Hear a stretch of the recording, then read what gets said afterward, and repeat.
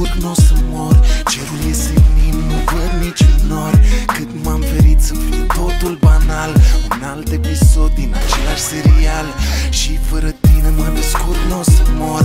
Cerul e senin, nu văd niciun nor. Cât m-am ferit să fie totul banal. Un alt episod din același serial. Ce mai e de spus, mai bine plec. Trec prin același film, n-am timp să mă mai cert. Și cearta e la fel, cred, m-am plictisit. Zici că văd zilnic, tânăr și neliniștit. Urăsc telenovelele mai mult decât manelele și semnele.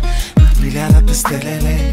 Adică nu te mai uiți așa frumos, elegant, cât de cât, știi? Poți să dai vina pe mine și poți să te minți măcar pe tine, că nu ne înghițim de mult. Și când vorbesc sunt singurul care ascult. Și fără tine mă descurc, n-o să mor. Cerul e senin, nu văd niciun nor. Cât m-am ferit să fie totul banal. Un alt episod din același serial. Și fără tine mă descurc, n-o să mor. Cerul e senin, nu văd niciun nor. Cât m-am ferit să fie totul banal.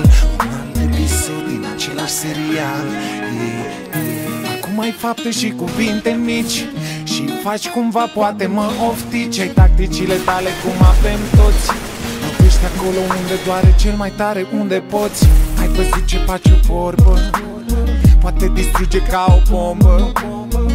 Nu plânge, Ana, că nu ai nicio rană. Și ești singura persoană pentru care aș merge oriunde mă cheamă.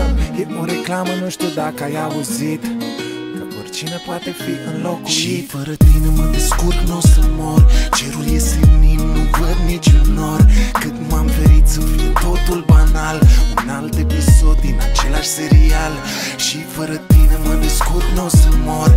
Cerul e senin, nu văd niciun nor. Cât m-am ferit să fie totul banal. Un alt episod din același serial.